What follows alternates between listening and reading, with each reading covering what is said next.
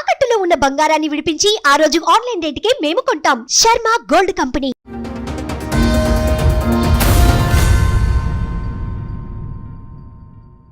Two 2013లో marriage అయింది. Arranged marriage ma'am. Screen record ఎట్లా పెట్టావు? ఆయన ఫోన్ లో రికార్డ్ పెట్టేసా? నా ఫోన్ మ్యామ్, వేరే ఫోన్. తన కార్లో నాకు అనుమానం వచ్చింది. కాదు, అంతసేపు రికార్డ్ ఆన్ లో ఎలా ఉంటది? మా అత్తయ్యకి కూడా పూర్తిగా వినిపించకుండా ఇంత గలీజ్ ఉందని అంటే వాళ్ళు కూడా ఓపెన్ చేశారు. సో కూతుర్ని లైన్ లో పెట్టాడు, కూతుర్ని పెళ్లి చేసేసుకున్నాడా? ఓకే, కానీ అక్కడ అమ్మతో తప్పు చేసింది, కార్లో మిస్టేక్ చేసింది అన్ని రికార్డింగ్లో వల్గర్గా పడింది.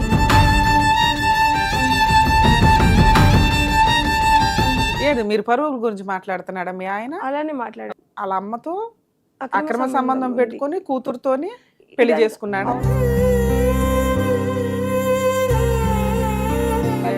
ఆవిడ భర్త ఉండగా మీ ఆయనతో పడుకొని ఆవిడ కూతుర్ని కూడా పణంగా పెట్టింది.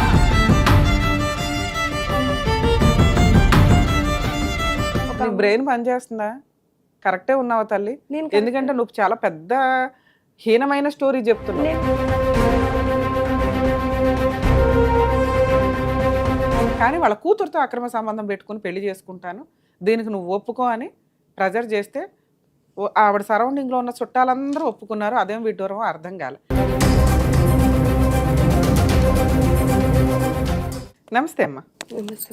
ఎక్కడి నుంచి వచ్చారు? ఏంటి మీ ప్రాబ్లం? నేను వరంగల్ నుంచి వచ్చాను. మీ పేరేంటమ్మా? మౌనిక మ్యామ్. యాక్చువల్లీ 2013లో మ్యారేజ్ అయింది. Arranged marriage ma'am. కానీ ఏంటంటే కొంచెం ఏ విషయంలో నాకు హస్బెండ్తో ప్రాబ్లం లేదు, ఏ రోజు కూడా ప్రాబ్లం లేదు. 2023 నుంచి 2019లో మా మామయ్య చనిపోయారు. 23 నుంచి నాకు కొంచెం సఫర్ అవుతున్నా, తను లేరు అని. 2013 నుంచి 23 వరకు హ్యాపీ. 10 ఇయర్స్ బాగానే ఉంది. ఒక లేడీ పరిచయం అయ్యారు. మీ హస్బెండ్ ఏం పని చేస్తారు? రియల్ ఎస్టేట్ చేస్తారు. Real estate. మరి రియల్ ఎస్టేట్ అంటే బాగానే సంపాదించుంటారుగా? అవును. ఏమైనా ఆస్తులు ఏమైనా కొన్నాడా నీ పేరు మీద? అంటే ఓపెన్ ప్లాట్స్ అట్లా పెట్టి కొన్నారు. ఓకే, ఇన్వెస్ట్మెంట్ లో. స్టార్టింగ్ ఈ 2023 కన్నా ముందు బాబు పాప ఎప్పుడైతే నేను ప్రెగ్నెన్సీలో ఉన్నానో అప్పుడు కొని కొంచెం ఇన్వెస్ట్ చేశారు. 23 నుంచి కానీ ఇద్దరు బాబు పాప. 10 ఇయర్స్ బాబు, 7 ఇయర్స్ పాప. ఓకే అమ్మా. సో 23 వరకు కూడా, అంటే 2019 వరకే మ్యామ్ తను ఏజ్ సంపాదించిన అప్పటి వరకే ఉంది.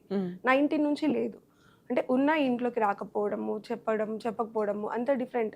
ఇంకా 23 నుంచి ఇంకా ఎక్కువైపోయింది. ఓకే.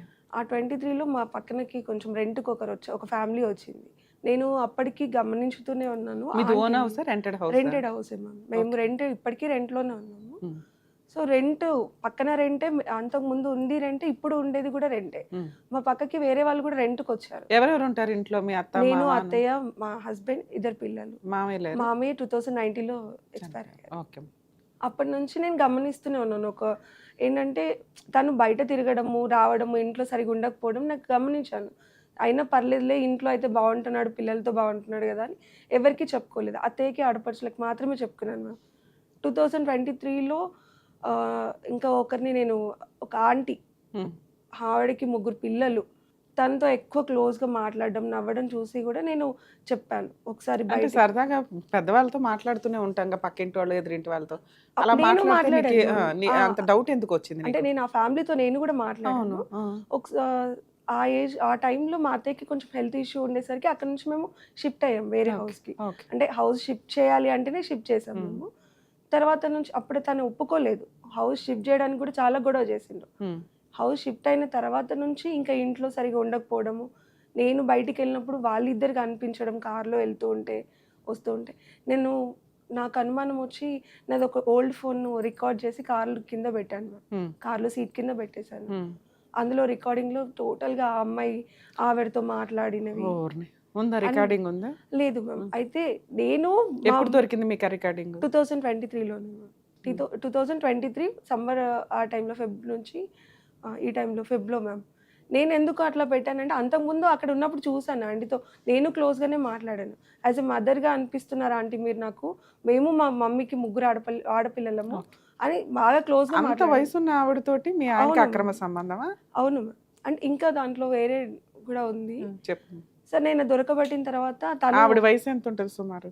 40+ ఉంటుంది మ్యామ్. మీ హస్బెండ్ వయసు ఎంత? 38 ఉంటుంది. వారిని నాకు 35, తనకి 38 మ్యామ్. 38, ఆవిడ 40. ఇది ఏముందమ్మా, పెద్ద అమ్మ క్యారెక్టర్ లో ఎందుకు ఊహించావు? నేను ఊహించలేదు మ్యామ్, జరిగినది సిచ్యువేషన్. తను కూడా ఆవిడ కొంచెం మీకంటే కొంచెం పెద్దదో, 2-3 ఇయర్స్ పెద్ద. లేదు మ్యామ్, యాక్చువల్లీ ఏంటంటే నేను రికార్డింగ్స్ విన్న తర్వాత ఓకే, అక్రమ సంబంధం ఓకే. నేను అనేది మీ అమ్మ వయసు ఉన్న అంత ఆవిడతోటి మీ ఆయన అక్రమ సంబంధం పెట్టుకోలే. ఆయనకంటే 2-3 సంవత్సరాలు పెద్ద ఆవిడతో అక్రమ సంబంధం పెట్టుకున్నాడు. ఆవిడతో అక్రమ సంబంధం కంటిన్యూ అవుతుంది, వీళ్ళు కొంచెం అబ్నార్మల్ గా ఉన్నారు అని ఏ విషయం మీద మీకు అనిపించింది? నువ్వు బానే మాట్లాడావు, ఆయన బానే మాట్లాడుతూ? లేదు మ్యామ్, మాకు కాల్స్ వచ్చేది ఆయన ఫోన్ కి. అంతకు ముందు వరకు 2023 నీకు ఆవిడ మీద ఎందుకు అనుమానం వచ్చింది? కాల్స్ వచ్చాయి మ్యామ్. ఆవిడే కాల్ కాల్ చేయడం. మరి నువ్వు కూడా మాట్లాడేదానివా? ఎందుకంటే నీకు పరిచయమే కదా ఆవిడ. తన ఫోన్ మ్యామ్, తన ఫోన్ కోసం నేను హలో అన్నప్పుడు నాతో మాట్లాడితే నేను గమనించేదాన్ని. సో నా ఏంటంటే చెప్పండి ఆంటీ అని నేను మాట్లాడేదాన్ని నార్మల్ గా. కానీ తను మా మాట వినేసి కట్ చేశారు. నేను మా అత్తయ్య డిస్కషన్ చేసాం, ఇట్లా కాల్ చేస్తున్నారంటే ఒకసారి మా అత్తయ్య మాట్లాడింది. ఏంటమ్మా ఎందుకు ఫోన్ చేస్తున్నాడు, మేము షాప్లో మాకు డబ్బులు ఇవ్వాలి మీ బాబు అంటే సరే అని పేమెంట్ చేయించాను. ఇంకా అప్పటి నుంచి ఫోన్ సైలెంట్. స్క్రీన్ రికార్డ్ ఎట్లా పెట్టావు? ఆయన ఫోన్ లో రికార్డ్ పెట్టేసి? నా ఫోన్ మ్యామ్ వేరే ఫోన్, తన కార్లో నాకు అనుమానం వచ్చింది. కదా అంతసేపు రికార్డ్ ఆన్ లో ఎలా ఉంటది? 8 hours పెట్టాను మ్యామ్, 8 hours ఉంది. అందులో కట్ చేసుకున్నాను. ఫోన్ రికార్డులు పెట్టుకోవచ్చట 8 hours 10 hours? నేను అది యూజ్ చేయని ఫోన్ మ్యామ్, 2 phones ఉండే. అంతసేపు రికార్డ్ అయింది. అందులో అంటే తన వాయిస్ విన్నది నేను మా అత్తయ్యకి ఆడపడుచుకి కూడా చూపించాను. మమ్మీ అందులో నీకు ఏమనిపించింది? ఏంటంటే షాప్కి వెళ్ళడం, వాళ్ళని షాప్ దగ్గర డ్రాప్ చేయడము, డ్రాప్ చేసిన తర్వాత ఈ లంగాలు బ్లౌజులు అని మాట్లాడడం. సో ఇంట్లో వాళ్ళతో ఎట్లా మాట్లాడారో వాళ్ళతో అట్లానే మాట్లాడితే కూడా నేను అప్పటికి కూడా ఏం అనదు మ్యామ్, చెప్పాను. 8 hours రికార్డ్ వేస్ట్ అయింది అప్పటికి. నేను అడిగితే అవును నేను విన్నా, ఇంకొంచెం వేరే టాపిక్స్ కూడా ఉండే నాకు అందులో. అవే చెప్పాలి, మాకు తెలియాలి కదా. నువ్వు అనేస్తే అది నిజమో కాదో నాకు ఎట్లా తెలుస్తుంది? ఇప్పుడు వాళ్ళు ఏదైతే రెంట్కి వచ్చిన హౌస్ ఉందో మ్యామ్, ఆ హౌస్ ని తను ఓన్ గా ఏమంటారు మా హస్బెండ్ తీసుకున్నారు 2023లో. వాళ్ళు ఏదైతే ఉన్నారో ఆ హౌస్ తీసుకొని దాన్ని రినోవేషన్ చేపిస్తున్నారు అన్నట్టు.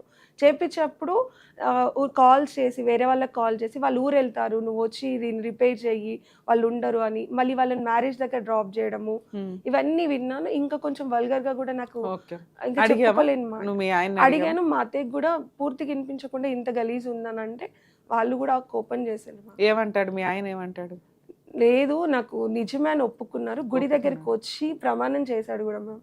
ఏమని? ఇంక నుంచి ఆవిడతో తిరగను నాకు అంటే నేను అప్పుడు ప్రమాణం చేసేటప్పుడు ఇంకో ట్విస్ట్ చెప్పాడు, నేను వేరే ఆమెను మ్యారేజ్ చేసుకున్నా, ఈమె కాదు అని చెప్పేశాడు.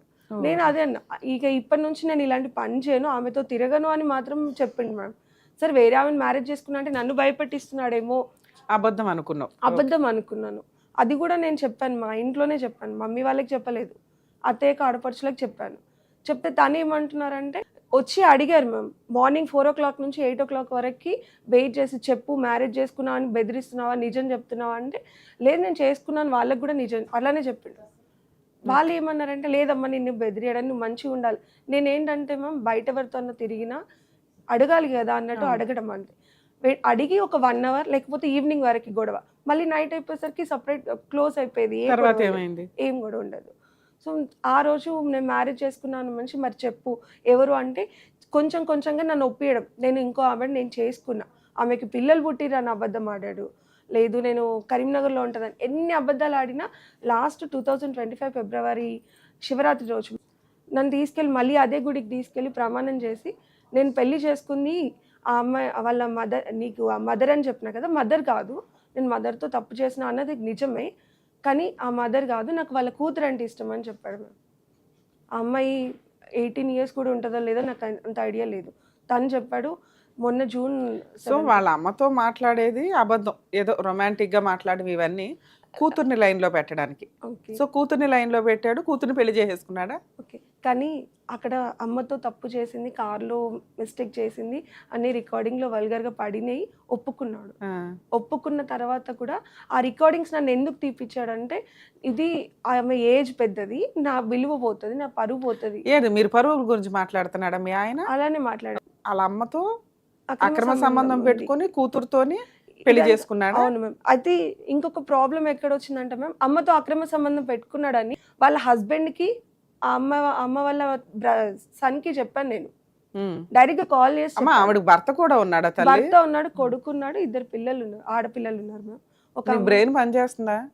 కరెక్టే ఉన్నావా తల్లి? నేను ఎందుకంటే నువ్వు చాలా పెద్ద హీనమైన స్టోరీ చెప్తున్నావు. నేను ప్రూఫ్ తో సహా వచ్చాను మ్యామ్. వాళ్ళ భర్త ఆవిడ భర్త ఉండగా మీ ఆయనతో పడుకొని ఆవిడ మళ్ళీ వాళ్ళ కూతుర్ని కూడా పణంగా పెట్టిందా? అంత పనికి మాలిన ఫ్యామిలీ వాళ్ళు. అవును మ్యామ్. అలా ఆయనకి చెప్తే అలా ఆయన ఇంకా కాపురం చేస్తున్నాడా?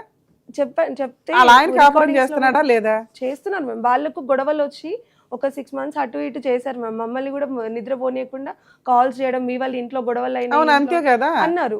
మరి అన్న తర్వాత తను ఏమన్నారంటే, అమ్మా నీ భర్త నా భార్యతో కాదు నా కూతురు కావాలంటున్నాడు, మరి నా కూతురు పెళ్లి చేసుకుంటా అంటున్నాడు, నువ్వు ఒప్పుకుంటే నా బిడ్డని ఇస్తా అని చెప్పేసి నాకు ఆయన అన్నాడా? ఆయన రివర్స్ చేశారు. సూపర్. ఆయన అన్నాడు.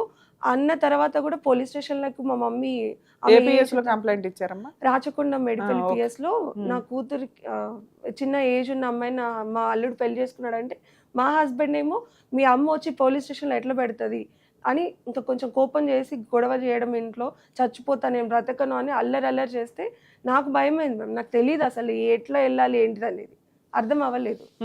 సరే పోలీస్ అని స్టేషన్కి చెప్పేసి వెళ్ళావు కదా, అక్కడేం చెప్పాడు మీ ఆయన? గుళ్ళకి మమ్మీ వెళ్ళి వెళ్ళింది. నీ ముందు దేవుడి ముందు ప్రమాణాలు చేసేస్తున్నాడు, అమ్మతో అక్రమ సంబంధం ఉంది, కూతుర్ని పెళ్లి చేసుకుందాం అనుకుంటున్నాను అని. నువ్వు పోలీస్ వెళ్ళి స్టేషన్ లో మొన్న October 11th కి నేను నా పెళ్లి చేసుకున్నా. నేను మనస్తాపం గురి చెంది నేను ఒక రోజు మొత్తానికి ఇంట్లో నుంచి వెళ్ళిపోయాను మ్యామ్. ఎక్కడ అంటే ఇక్కడే ఫిలిం పిల్లల్ని ఏం నగర్. చేసావు? పిల్లలు మా అత్తయ్య దగ్గరే ఉన్నారు అప్పుడు. ఓకే. పిల్లలు నైట్ 12 o'clock ఇంకా నేను, ఎందుకంటే ఆమెను తీసుకొచ్చుకొని ఏకంగా ఇంట్లో పెట్టుకున్నాడు, ఆ పిల్లని తీసుకొచ్చుకొని. నన్నేమో పిల్లల కోసం అని దగ్గర రెంట్కి పెట్టాడు. తను వచ్చేసేమో ఇదివరకు నేను ఉన్న ఇంట్లోకి ఆ అమ్మాయిని తీసుకొచ్చుకున్నాక అత్తయ్య నా దగ్గరికి వచ్చిండ్రు. ఇంకా తను ఆ అమ్మాయి ఇద్దరే అసలు మీ ఉన్నారు. అత్తగారిని తీసుకురావాల్సింది, అప్పుడు ఇంకా తెలిసేది మనకి నిజాలు ఏంటి అని. అదే ఇలాంటి ఒక ఇది జరిగిద్దా?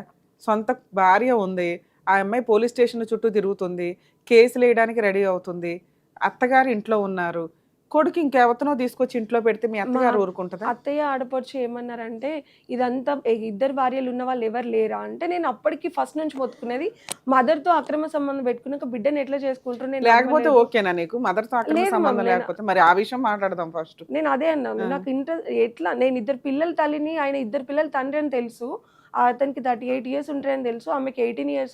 ఎట్లా ఒప్పుకుంటున్నారు వీళ్ళు అని ఎందుకు? చెప్పేసి. వాళ్ళ ఆయన ఒప్పుకుంటున్నాడు, వాళ్ళ అబ్బాయి ఒప్పుకుంటున్నాడు, వాళ్ళ అందరూ కూతురు ఒప్పుకుంటుంది, మీ ఒప్పుకుంటున్నారు అత్త ఒప్పుకుంటుంది, మీ ఆడపడుచు ఒప్పుకుంటున్నారు. ఎందుకు? ఏ సమాజంలో ఉన్నారు మీరు?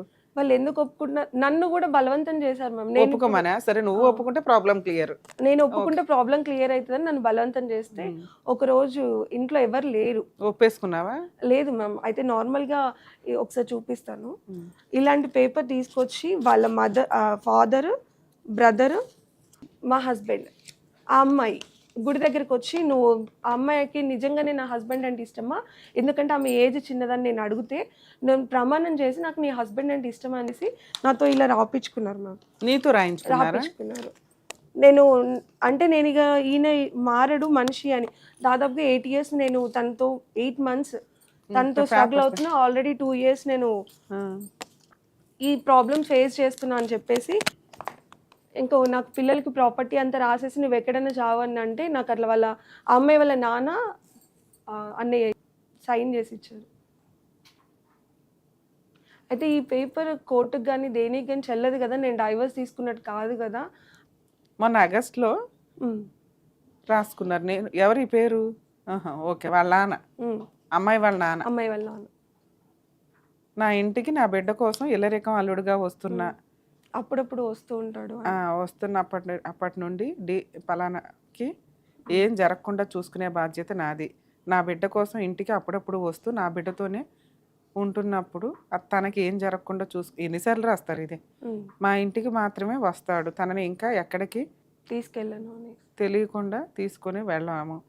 నీకు తెలియాల్సినవి నీకు చేయాల్సినవి చేసిన తర్వాత నుండి మా ఇంటికి రావడానికి అనుమతిస్తాము. ఏముంది ఇందులో?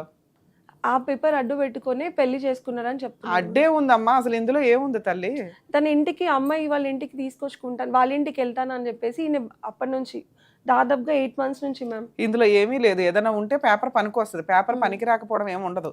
ఇందులో నువ్వు చెప్తున్న స్టోరీ ఏమీ లేదు. పలానా వ్యక్తి నీ ప్రాబ్లమ్ సాల్వ్ అయినాక మా ఇంటికి వస్తాడు, అప్పటిదాకా మేము ఎంటర్టైన్ చేస్తామని. ఇంకో పేపర్ ఉంది, అదేంటిది? ఇది నా హస్బెండ్ రాసిచ్చారు. ఏం రాశాడు? ఆ పేపర్ కోర్టులో పనికి రాకపోవడం కాదు తల్లి, పేపర్లో ఏమీ లేదు. ఏమీ లేనప్పుడు అది ఎందుకు ఉపయోగపడుతుంది? అదే టైంకి ఈయన కూడా రాశాడా? నేను రాసిచ్చింది తన దగ్గర ఉంచుకున్నాను. ఇంటికి ఇల్లరికంగా పోయి ఇల్లరికం అనే ఎవరింటికి ఇల్లరికం? వాళ్ళ ఇంటికి. నా పిల్లలకి ఏ లోటు లేకుండా అన్ని బాధ్యతలు నేను చూసుకుంటాను. నా తల్లిగారి కుటుంబాన్ని దూరంగా పెట్టి పిల్లలకి అన్ని ఆస్తులు రిజిస్ట్రేషన్ చేసి ప్రతి ఇయర్ తులం బంగారం పాపకి కొంటూ నా భార్య దగ్గర పెడతా. నా భార్యకి ప్రతి నెల ఇంటి అవసరాల నిమిత్తం 10,000 చేతికి ఇస్తా. ఇక ముందు ఇస్తే చాలా నీకు ప్రతి పైసా? ఆ రోజు జరిగిన నేను ఒప్పుకోకపోతే జరిగిన ఇది మీ ఆయన రాసిచ్చిన ఆఫర్ లెటర్ కింద లెక్క. నేను ఇట్లా మెయింటెనెన్స్ ఇస్తాను, ఆస్తిలో వాటా ఇస్తాను, ఆ అమ్మాయితో వేరే పెళ్లి చేసుకుని ఇల్లరికం ఉంటాను అక్కడ, నీకు మాత్రం ఇవన్నీ చేసి పెడతాను అని ఆయన రాస్తే నువ్వు ఒప్పుకోవాలి కాదు, వేరే సంగతి. నా చేతో తను రాపించుకున్నాను సేమ్ ఇది ఏమని? ఓకే ఓకే అని. అంటే సరే నేను రాసేసావు ఆగస్ట్ లో. ఇప్పుడు మీ ఆయనతో కలిసి ఉన్నావా, దూరంగా ఉంటున్నావా? నన్ను దూరం పెట్టాడు మ్యామ్. అంటే ఎవరి దగ్గర ఉంటున్నావు నువ్వు? నేను నా పిల్లల్ని తనే పక్కన రెంట్ కి పెట్టాడు. రెంట్ కడుతున్నాడు, మెయింటెనెన్స్ కడుతున్నాడు. మెయింటెనెన్స్ ఏమి ఇవ్వట్లేదు కానీ రెంట్ కడుతూ సామాన్ ఒకటి తీసుకొచ్చి పిల్లల్ని అప్పుడప్పుడు బయటికి స్కూల్ ఫీజులు అవి కడుతున్నాడు. అది నువ్వు కలిసి ఉన్నప్పుడు కూడా జరిగింది కదా? కలిసినప్పుడు కూడా అదే. ఇప్పుడు విడిగా పెట్టి జరుగుతుంది ఎందుకు మరి? ఇవన్నీ నడిచిపోయినాయి. ఆగస్ట్ నుంచి జరిగిన పంచాయతీ ఈ 3 months నుంచి నడుస్తుంది. ఇక్కడికి ఎందుకు వచ్చావు? లేదు మ్యామ్, నేను అప్పటి నుంచి ట్రై చేస్తున్నా, నాకు ఇక్కడ రావడానికి ఆప్షన్ దొరకలేదు. ఓకేనా? అసలు ప్రాబ్లం సాల్వ్ చేసేసుకున్నారు కదా, ఏమి ఎక్స్పెక్ట్ చేస్తున్నారు? లేదు మ్యామ్, నేను యాక్చువల్లీ అక్కడ మదర్ డాటర్ అన్నది నేను ఫస్ట్ నుంచి అగెనెస్ట్ గానే ఉన్నా. కాకపోతే నా చేతులారా నేను ఒప్పుకునేలా చేసింది నా ఫ్యామిలీ. నేను మా మదర్ కూడా వస్తే నేను మా మమ్మీకి ఒకటే చెప్పిన, వద్దు మమ్మీ, ఈయన ఇన్ని రోజులు మనకు ఫ్యామిలీకి ఒక దేవుళ్ళలాగా ఉండే, మేము ముగ్గురం ఆడపిల్లలు మేము. సో ఒక దేవుళ్ళలాగా ఉండే కదా, ఇప్పుడు ఆయన పేరు బయటికి తీయొద్దు అని చెప్పేసి ఎంత కంట్రోల్గా ఉంచుకుంటే ఇప్పుడు అంత తెగించినట్టుగా అక్కడ ఏరియా మొత్తం మదర్తో తిరిగిన సంగతి అక్కడ ఏరియా మొత్తంకి తెలుసు. మదర్ ఉండి ఇప్పుడు డాటర్ని పంపించినంటే ఆ ఫ్యామిలీ అందరికీ తెలిసి పంపించారు. నన్ను వల్గర్గా తిట్టాడు మేము వాళ్ళ ఫాదర్. నేను కోపం వచ్చి నేను తిట్టాను. నువ్వు ఎట్లా నీ కష్టం ఏంటి తల్లి, నీ బాధ ఏంటి? ఇప్పుడు ఆ ఫ్యామిలీ నుంచి నా భర్త, నా పిల్లలు, నేను ఇలా ఉండాలనుకుంటున్నాం మేము. ఆ ఫ్యామిలీ మా దగ్గర ఉండకూడదు. మీ దగ్గర ఎక్కడున్నారు? వాళ్ళ ఇంట్లో వాళ్ళు ఉన్నారు, అమ్మాయిని వచ్చి మా ఇంట్లోనే ఉంటుంది. మీ అత్తగారితో? అత్తగారితో అంటే అక్కడ రెంటే ఇక్కడ రెంటే, రెంట్ హౌస్ లోనే పెట్టుకున్నాడు. కానీ అత్తగారి దగ్గర ఆవిడ ఉంటుందిగా. సరే, మీ అత్తగారు నీతో ఎందుకు ఉండట్లేదు? అంతకుముందు నీతోనే ఉండేది. కొడుకు నాతోనే ఉంటా అన్నారు మ్యామ్. నేనన్నా నా భర్త లేనప్పుడు నువ్వెక్కడికి వస్తావు అత్తయ్య? ఆ అమ్మాయిని ఎట్లయితే వచ్చిందో అట్లా వెళ్ళగొట్టగలిగితే నువ్వు నాతో ఉండు. ఇప్పుడు నా హస్బెండ్ ఉంటే మ్యామ్, నా అత్త ఆడపడుచులు అందరు నాతో ఉంటారు కదా. తను ఒక్కడే లేనప్పుడు నేను వాళ్ళందరిని పట్టుకొని ఏం చేయగలను? ఆమె ఏమంటున్నారంటే నా కొడుకు. సరే అమ్మా, ఇప్పుడు మీ ప్రాసెస్లో మాట్లాడడానికి మనం మాట్లాడుకుందాం. యాక్చువల్గా మేడం చెప్తున్న స్టోరీ ప్రకారం ఏంటంటే 2013లో మ్యారేజ్ అయింది. 23 వరకు హ్యాపీ మ్యారిటల్ రిలేషన్, 2 పిల్లలు, అత్తగారితో కలిసి మంచి అందమైన చిన్న కుటుంబం. 23లో ఒక ట్విస్ట్ జరిగింది. భర్త రిపీటెడ్గా ఫోన్ కాల్స్ మాట్లాడడం. ఏంటి ఆ ఫోన్ కాల్స్ అని చెప్పి తనకున్న తెలివితేటలతోటి ఉన్న ఒక పాత ఫోన్ని 8 hours రికార్డ్ పెట్టి ఆయన కార్లోనో ఆయన వెళ్ళే వెహికల్లోనే పెట్టింది. ఆయన ఎక్కడికి వెళ్తే అక్కడికి వెళ్ళిన వ్యక్తి మరి రూమ్లోకి ఫోన్ ఎట్లా వెళ్ళింది, లేకపోతే మరి అందరూ నీ ఫోన్ ఉన్న దగ్గరకు వచ్చి మాట్లాడలేదు మ్యామ్. కార్లో తన ఫోన్ మాట్లాడడం, వాళ్ళు రావడం, ఓన్లీ జస్ట్ వెహికల్లో ఉన్న ఆ టాపిక్కే నీకు వినిపించింది. ఆ వినిపించినంతలో వాళ్ళకి ఆ అక్రమ సంబంధం ఉందని కన్ఫామ్ అయింది. ఆ కన్ఫామ్ అయిన అక్రమ సంబంధం ఇక్కడ రిటర్న్గా ఎక్కడా లేదు. పలానా ఏ అనే వ్యక్తితోటి అక్రమ సంబంధం ఉంది. దాన్ని వాళ్ళ ఆయన ఒప్పుకొని గుళ్ళో ప్రమాణం చేసి ఇక నుంచి ఆవిడతో అక్రమ సంబంధం పెట్టుకోను, కానీ వాళ్ళ కూతురుతో అక్రమ సంబంధం పెట్టుకొని పెళ్లి చేసుకుంటాను, దీనికి నువ్వు ఒప్పుకో అని ప్రెజర్ చేస్తే ఆవిడ సరౌండింగ్లో ఉన్న చుట్టాలందరూ ఒప్పుకున్నారు. అదేం విడ్డూరమో అర్థం కాలే. ఎవరైతే ఏ అనే వ్యక్తి ఉందో ఆవిడకి ఆల్రెడీ భర్త ఉన్నాడు, మగపిల్లడు ఉన్నాడు, ఆడపిల్ల ఉంది. ఆ ఆడపిల్లని ఇప్పుడు ఇడికిచ్చి పెళ్లి చేసిందట. దానికి వాళ్ళ ఆయన ఒప్పుకున్నాడంట. ఇక వీళ్ళ అత్తగారు ఒప్పుకున్నారు, వీళ్ళ ఆడపడుచులు ఒప్పుకున్నారు. ఇలాంటి ఒక అద్భుతమైన సంఘటనకి ఒక సెటిల్మెంట్ జరిగింది. అది ఈయన ఆ లెటర్లో ఎక్కడా కూడా వాళ్ళ హస్బెండ్ నేను పలానా అమ్మాయిని పెళ్లి చేసుకొని అక్కడ ఉంటాను అని రాయల. ఆయన ఏం రాశాడు అంటే, ఇదిగో నిన్ను వేరే పెడతాను, నీకు మంత్లీ మెయింటెనెన్స్ 10,000 ఇస్తాను, 2 పిల్లల పంచాయతీ నేనే చూసుకుంటాను, వాళ్ళ మెయింటెనెన్స్లు చదువులు చూసుకుంటాను అలా అనేది ఏదో సెటిల్మెంట్ చేసుకున్నట్టు ఒక అగ్రిమెంట్ రాశాడు. పోలీస్ స్టేషన్లో పిటిషన్లో రాశాడు మ్యామ్. నేను October 11th నేను పెళ్లి చేసుకున్నా, 12th నా పెద్ద భార్య ఇంట్లో నుంచి వెళ్ళిపోయిందని నేను మిస్సింగ్ కంప్లైంట్ ఇచ్చాను నా పేరు. ఆయన నేను అది రెండో complaint అమ్మాయిని లో పెళ్లి చేసేసుకున్నాను అన్నాక నీకున్న బుద్ధికి రూల్ ప్రకారం కేసు ఫైల్ చేయాలి. మేము పోలీస్ స్టేషన్ చుట్టూ తిరుగుతున్నాను మ్యామ్. కాదు, నీకున్నవి రెండే ఆప్షన్స్. ఓకే. ఈ రోజు వాళ్ళు ఏంటంటే ఇవి proof చేతులు అడుగుతున్నారు. జరిగిపోయినాయి. ఒక్క నిమిషం నాన్న, క్రైమ్ జరగటానికి ముందు మా వంతు ప్రయత్నంగా మేము పిలిచి సెటిల్మెంట్ చేయడమా, కౌన్సిలింగ్ ఇవ్వడమా, లేకపోతే ఎంతవరకు లా ఉంటుందనేది కౌన్సిలింగ్ కూడా ఎక్స్ప్లెయిన్ చేసి జరిగింది మ్యామ్. మేడం వినండి, ఇవ్వడానికి ఒక అవకాశం ఉండేది మీకు. ఆల్రెడీ మీరు ఇంట్లో నుంచి బయటకు వచ్చి సపరేట్గా ఉంటున్నారు, మీ హస్బెండ్ మెయింటెనెన్స్లు చూసుకుంటున్నాడు, ఆయన ఆల్రెడీ వేరే పెళ్లి చేసేసుకున్నాడు, దానికి సంబంధించి మీకు పోలీస్ స్టేషన్లోనే ఒప్పుకున్నాడు, ఆయన అక్కడ ఉంటున్నాడు, ఆ భార్యను తెచ్చి మీ అత్తగారి దగ్గర పెట్టారు. ఇప్పటికిప్పుడు నేను పిలిచి ఆ మ్యారేజ్ జల్లదు అని దులిపేస్తే ఆయన యాక్సెప్ట్ చేయడు. అర్థమవుతుందా? ఆయన ముదిరిపోయాడు. ఇన్సిడెంట్లో ఒక అమ్మాయి ఇంట్లోకి రావడానికి ముందే మనం ఆపాల. ఆ రోజు ప్రాబ్లం సాల్వ్ అయితే చాలు అని మీరేమో ఒప్పేసుకొని ఈ రోజున మీకు కష్టంగా అనిపించింది 2 నెలలకి. భూప్రపంచంలో ఏ స్త్రీ, ఏ మహిళ కూడా, ఏ వైఫ్ కూడా సెకండ్ ఆవిడని యాక్సెప్ట్ చెయ్యరు. లేదు. అది తినడానికి అవకాశం ఉన్నా లేకపోయినా. ఒకవేళ తినడానికి అవకాశం లేదు, గతి లేక నేను బతుకున్నానండి, నేను సర్దుకుంటున్నానండి అనే అమ్మాయి సంపాదించడం ఎట్లా అని ఆలోచిస్తున్న రోజులు ఇవి. ఆడేసే ముష్టి నాకెందుకు, వాడేమో నాకు అన్యాయం చేసి నా గొంతు కోసి ఇదిగో గొంతు కోస్తున్నానని చెప్పి మరీ కోసాడు. నీకు ఆప్షన్ లేక పోలీస్ స్టేషన్కి వెళ్ళావు, అక్కడికి వచ్చి క్లియర్గా లైసెన్స్తో చెప్పాడు, అవును నేను పెళ్లి చేసుకున్నాను, ఈవిడికి గతి లేదు, పిల్లల్ని పోషించుకోలేదు, కాబట్టి నేను వేరే ఇల్లు చూపించి ఉంటే ఉండమనండి, లేకపోతే కేసు వేసుకోమనండి అని ఆఫర్ ఇచ్చినప్పుడు నువ్వు ఈ ఆఫరే ఎత్తుకున్నావు. ఎందుకంటే నువ్వు బయటికి వెళ్ళి పని చేసుకోలేవు, సంపాదించుకోలేవు, ఎవరు సపోర్ట్ లేరు నీకు కేసులు వేయడానికి. ఇప్పుడు రమ్య గారు వచ్చేసి మీ ఆయన్ని పిలిచి అక్కడ కట్ చేసేయడం అనేది కుదరదు. ఎవరు పోరాడాలి దీని గురించి? మీరు పోరాడాలి. ఎందుకంటే ఇది క్రైమ్, చిన్న తప్పు కాదు మీ ఆయన చేసింది.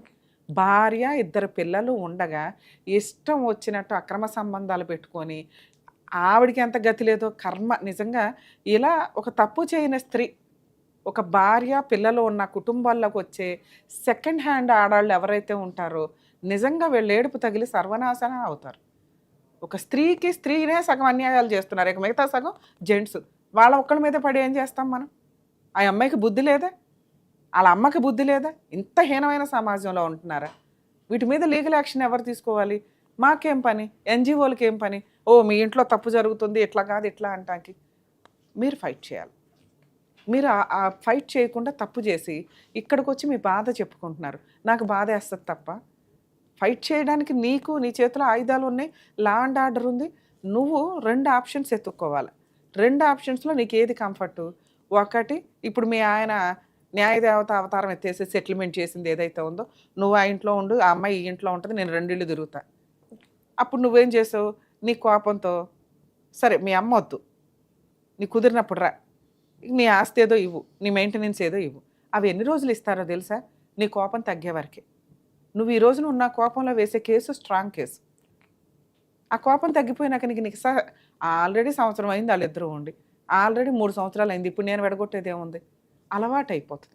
సొసైటీకి ఇప్పటికే అలవాటు అయిపోయింది, సొసైటీకి అలవాటు అయిపోద్ది, నీ చుట్టాలకు అలవాటు అయిపోద్ది, నీకు కూడా అలవాటు అయిపోద్ది. అప్పుడు కోర్టు ఏమంటుంది? ఏమో 3 సంవత్సరాలు పట్టిందా మీరు అందరూ పులిహార పంచాయతీలు చేసుకొని నా దగ్గరికి రావడానికి? తప్పు జరిగినప్పుడు, అన్యాయం జరిగినప్పుడు, క్రైమ్ చేసినప్పుడు చంప పగిలిపోయేలాగా ఫైటింగ్ చేయాలి క్యారెక్టర్ కోసం. ఆ ఫైటింగ్ నువ్వు చేయలే, ఎందుకంటే నిస్సహాయత. అప్పుడు బాధపడొద్దు, బ్రెయిన్లోంచి తీసే మా ఫ్యామిలీస్ అంతా ఇంతే అని అనుకో. ఎటో ఒకవైపు ఉండు, 2 చోట్ల ఊగిసలాడుకో. సైకలాజికల్ డిప్రెషన్తో ఒకసారి ఇంట్లో నుంచి వెళ్ళిపోయావు చూడు, అలా వెళ్ళిపోతే ఎవరికి అన్యాయం జరిగిద్దో చెప్పు? నీకు. నువ్వు పోతే ఇక్కడ ఎవ్వరికీ ఫరక్ పడదు, ఒక్క నీ 2 పిల్లలకే తప్ప. నువ్వు ఉంటే వాళ్ళకు ఒక 100 మంది ఉన్నట్టు లెక్క. నువ్వు కనీసం ఆ కాన్షియస్ కూడా నీకు లేదు. సూసైడ్ అటెంప్ట్ చేసుకోవడానికి పోయావు ఒకసారి. పోనీ అప్పుడు ఏమన్నా న్యాయంగా ఉన్నావా? ఇట్లాంటి వెధవకు బుద్ధి చెప్పాలి అని ఎక్కడన్నా అనుకున్నావా? ఉత్తనే పోలీస్ స్టేషన్కి వెళ్ళి సెటిల్మెంట్ చేసుకున్నావు. ఆ రోజు నీకు ఇష్టం ఉన్నా లేకపోయినా, నాన్న ఈ లెటర్ కరెక్ట్ కాదు, సర్దుకుంటే నువ్వు ఇక్కడికి రావద్దు. ఎటో ఒకవైపు సర్దుకుపోయావు. ఇప్పుడు సర్దుకుంటే నీ లైఫ్ ఎట్లా ఉంటుందో తెలుసా? మెయింటెనెన్స్ ఇస్తాడు, అక్కడ చూసుకుంటాడు, ఎక్కడ చూసుకుంటాడు, ఆయన పెద్ద మహారాజు. అర్థమవుతుందా? మీ అత్తగారు ఓటు అట్టుపడింది. యాక్చువల్గా నువ్వు సర్దుకునేటట్లయితే మీ అత్తగారి నీ వైపు ఉండాలి. అప్పుడు నువ్వు పెద్ద కోడలివి, నీ క్యారెక్టరు నువ్వు ఆల్రెడీ నీ భర్తతో కలిసి ఉన్నట్టే ఆవిడ కీప్ అవుతుంది. సెకండ్ మ్యారేజ్ లీగల్గా వ్యాలిడ్ కాదు కదా. నువ్వు మా ఆయనే లేనప్పుడు నువ్వెందుకు అనేయటం వల్ల మీ అత్తగారు ఉంటే 2 సార్లు వచ్చి మీ ఆయన 4 సార్లు వస్తాడు. నీ పిల్లలకి తండ్రి ఉంటాడు, నీకు భర్త ఉంటాడు. కీప్ బయట ఉన్నట్టు లెక్క. నువ్వు మీ అత్తగారిని ఇక్కడ తెచ్చుకోకపోవడం వల్ల అక్కడ సెకండ్ భార్య మంచిది, సెకండ్ భార్య అయింది, కీప్ అవల. ఓకే, సెకండ్ భార్య మంచిది, అత్తగారిని పువ్వుల్లో పెట్టుకొని చూసుకుంటుంది. ఫస్ట్ భార్య గయాళి గంప బయటికి వెళ్ళిపోయింది పిల్లల్ని తీసుకొని. అమ్మో మా పిల్లోడు కష్టపడిపోతున్నాడమ్మా, తెచ్చిన 10 రూపాయలు అక్కడ 5 రూపాయలు ఇక్కడ 5 రూపాయలు ఇవ్వలేక అని మళ్ళీ వేలు నీ వైపే చూపిస్తున్నారు. అలాంటి హీనమైన కుటుంబ ఫ్యామిలీ సర్కిల్ నీది. అర్థమవుతుందా? సో సర్దుకుంటే మీ అత్తగారిని కూడా తెచ్చుకొని నువ్వు పెద్ద భార్య ఆవిడ కీప్ అనే క్యారెక్టర్ వచ్చేలాగా చూసుకొని ఎక్కడికక్కడ ఫైనాన్షియల్ కంట్రోల్ నీ గ్రిప్లో పెట్టుకుంటూ ఉండు. అయిపోయింది, సర్దుకున్నావు. సర్దుకుంటే పూర్తిగా ఇక లౌక్యం ప్రదర్శించు. చాణక్య లౌక్యం అంటారు చూడు, అన్ని తెలివితేటలు ప్రదర్శిస్తూ ఫైనాన్స్ మీద కాన్సన్ట్రేట్ చేయి. ఎంత ఇన్కమ్ వస్తుంది, అక్కడ ఎంత పంపిస్తున్నాడు, అక్కడ 3 రూపాయలు వెళ్ళాలా, ముందు పిల్లల మీద ఆస్తులు కానీ ఇవన్నీ రాశాడు కదా, అవి స్ట్రాంగ్గా వచ్చేలాగా రాయించుకో. ముందు ప్రాపర్టీ రిజిస్ట్రేషన్ కంప్లీట్ చేయించు. నువ్వు ఫస్ట్ ఆప్షన్ చూస్ చేసుకున్నా, రెండో ఆప్షన్ చూస్ చేసుకున్నా కూడా ప్రాపర్టీలు ఏదైతే రాసిస్తానన్నాడో ఈ టైంలో రాసిందే రాసినట్టు, తర్వాత రాయరు. అర్థమవుతుందా? ప్రాపర్టీలు రాయించుకో, అత్తగారిని తెచ్చి నీ దగ్గర పెట్టుకుంటూ ఉండు. ఆవిడ క్యారెక్టర్ కరెక్ట్ కాదనేది నువ్వు చెప్పకుండానే చెప్పినట్టు అవుతావు. ఇక సెకండ్ ఆప్షన్, సర్దుకోలేకపోతున్నారు మేడం, నాకు నరకంగా ఉంది సైకలాజికల్గా, అర్జెంటుగా ఒక లాయర్ని పెట్టుకో. పోలీస్ స్టేషన్లో బైగామీ కేసు రిజిస్టర్ చేయి, అరెస్ట్ అవుతారు వాళ్ళిద్దరు. ఓకే, కాకపోతే నీకు భర్త ఉండడు దగ్గర, నీ ఇల్లు నువ్వు నడిపించుకోవాలా, నీ పిల్లల ఫీజులు నువ్వు చేసుకోవాలా, నీ కుటుంబం నువ్వు రన్ చేసుకోవాలి. అత్తగారు ఉండదు, ఉండాల్సిన అవసరం లే. తోలు తీస్తే అందరికీ తీయాలి నువ్వు. ఎవరెవరికి? ఆ ఉంచుకున్న ఆవిడకి, మీ ఆయన చేసుకున్న అత్తగారితో అక్రమ సంబంధం పెట్టుకున్నాడుగా, ఆవిడ్ని ఈవిడ్ని వాళ్ళ ఆయన్ని మీ అత్తగారిని మీ ఆడపడుచులు మొత్తం అందరినీ చుట్టేయడమే. ఒక భద్రకాళిలాగా న్యాయ పోరాటం చేయడానికి నువ్వు ముందుకెళ్తే పోలీస్ స్టేషన్లో కేసు, సఖీ సెంటర్లో మెయింటెనెన్స్, ఇప్పుడు ఆయన ఏదో దానం చేస్తున్నాడు చూడు, అది నువ్వు హక్కుగా వసూలు చేసుకోగలుగుతావు. మెయింటెనెన్స్, నీకు పిల్లలకి మెయింటెనెన్స్ ఈజీగా వస్తుంది. ప్రాపర్టీ షేర్లు ఇప్పుడు ఇవ్వడగా మనం కోర్టు దాకా వెళ్తే, కానీ కోర్టు ద్వారా డొమెస్టిక్ వైలెన్స్ కేసులో నువ్వు వసూలు చేసుకోవచ్చు. ఈ 2 కేసులు, ఒకటి వాళ్ళు అరెస్ట్ అవుతారు, 2 నీకు ఇస్తానన్న మెయింటెనెన్స్ 6 months 8 months పడతాయి తప్ప ఖచ్చితంగా నీకు ఫ్రీ లీగల్ ఎయిడ్ దొరుకుతుంది. మెయింటెనెన్స్లో ఆస్తుల వాటా కూడా నీ పిల్లలకి వస్తుంది. ఎందుకంటే ఇది చాలా పెద్ద కేసు. తప్పు చేసిన వాళ్ళని క్షమించి కాపురాలు నిలబెట్టుకోవచ్చు. అక్రమ సంబంధం పెట్టుకున్నాడు, సరే 2 పిల్లలు నువ్వు సర్దుకుందాం అనుకుంటున్నావు కాబట్టి పోన్లేనైనా కౌన్సిలింగ్ ఇచ్చి ఇట్లా అని అనొచ్చు. క్రైమ్ చేసేసాడు. భార్య ఉండగా ఒక లైసెన్స్గా ఇంకో అమ్మాయిని పెళ్లి చేసుకున్నాడు. ఇలాంటి వ్యక్తిని క్షమించమని నేనైతే అనను. సెకండ్ ఆప్షన్ చూసుకోమని చెప్తా. కానీ చెప్పడం వేరు, ప్రాక్టికల్గా ఫేస్ చేయడం వేరు కదా నాన్న. ఇంటికి వెళ్ళు, ఆలోచించుకో, ఒక షీట్ వేసుకొని ఇగో ఇతనితో కలిసి ఉంటే ఇట్లా కంఫర్ట్ జోన్ ఇంతే. అప్పుడు బ్రెయిన్లో నుంచి నీకున్న టెన్షన్ తీసే. కనీసం నేను చెప్పినట్టు మీ అత్తగారిని దగ్గర పెట్టుకొని నువ్వు ఫస్ట్ భార్య ఆవిడ కీప్ అనే క్యారెక్టర్ని ఇది చేయి. లేదా లీగల్గా దిగిపో, అడ్డంగా వెళ్ళు. 5 years అన్న ఫైటింగ్ నడుస్తుంది. మ్యాక్సిమం 1.5 yearలో నీకు మెయింటెనెన్స్ అయితే ఆర్డర్ అవుతుంది. నువ్వు కేసు వేసిన దగ్గర నుంచి నీకు 498 case free, domestic violence case Sakhi సెంటర్కి వెళ్ళి వేసుకో, అది కూడా ఫ్రీ. సరే, కొంచెం ధైర్యంగా ఉండు నాన్న. రెండిట్లో ఏదో ఒకటి, 2 బ్రెయిన్లో పెట్టుకొని ఇబ్బంది పడమాకు. ఎందుకంటే ఇక్కడ ఒక్కసారి బ్రెయిన్లో డ్యామేజ్ అయ్యింది ఆలోచన విధానం అంటే అది బాడీ మీద పడుతుంది, పిల్లల మీద పడుతుంది. సర్దుకుంటే పూర్తిగా సర్దుకో, లేకపోతే పూర్తిగా బయటకు వచ్చి వాళ్ళు తోలుతాయి. అప్పుడు ఆటోమేటిక్గా ఆవిడకి ఈలోపు ఎవరో ఒకటి దొరుకుతాడు, కట్ చేసుకుంటుంది మీ ఆయన్ని. మళ్ళీ నా భార్య నాకు ముఖ్యం అంటే అక్కడ ఆల్రెడీ అత్తగారు ఉంటుంది కాబట్టి ఓట్లు ఎక్కువ పడుతుంటాయి. సరేనా? ధైర్యంగా ఉంది తల్లి. All the best. Thank you. బాబోయ్, చాలా దారుణంగా ఉంది. అంటే తప్పు చేస్తే అక్రమ సంబంధాలు పెట్టుకుంటే సరే పిల్లలు ఉన్నారు కదా కౌన్సిలింగ్ ఇచ్చో లేకపోతే ఇంకో రకంగానే సర్దుకోండి అని చెప్పొచ్చు. కానీ పాపం ఒక నిస్సహాయ స్త్రీ అని తెలిసి కూడా ఒక భర్త దేవుడితో సమానం ఒక భార్యకి, కానీ ఇంకొక స్త్రీని తీసుకొచ్చి ఇదిగో ఈ అమ్మాయితో నేను పెళ్లి చేసుకున్నాను అంటే అది క్రైమ్ కింద లెక్క ప్రజెంట్ మనకున్న లా అండ్ ఆర్డర్ ప్రకారం. సో అటువంటి వ్యక్తులు నిజంగా ఫైట్ చేయాలి అనుకుంటే పోలీస్ స్టేషన్లో 498 కేసు, బైగామీ కేసుతో పాటు సఖీ సెంటర్లో 4 DVC కేసులు కూడా ఫైల్ చేయొచ్చు. కానీ వీళ్ళకి బ్యాక్గ్రౌండ్లో సరిగ్గా ఏం సపోర్ట్ లేకపోవడం వల్ల చాలామంది పాపం సైకలాజికల్గా డిప్రెషన్లోకి వెళ్ళటమో సూసైడ్ అటెంప్ట్స్ చేయడమో చేస్తున్నారు. దయచేసి న్యాయం కోసం పోరాడండి. ఎందుకంటే క్రైమ్ జరిగినప్పుడు సర్దుకోవడం అనేది మనం సొసైటీలో క్రైమ్ని ఇంక్రీజ్ చేసిన వాళ్ళం అవుతాం.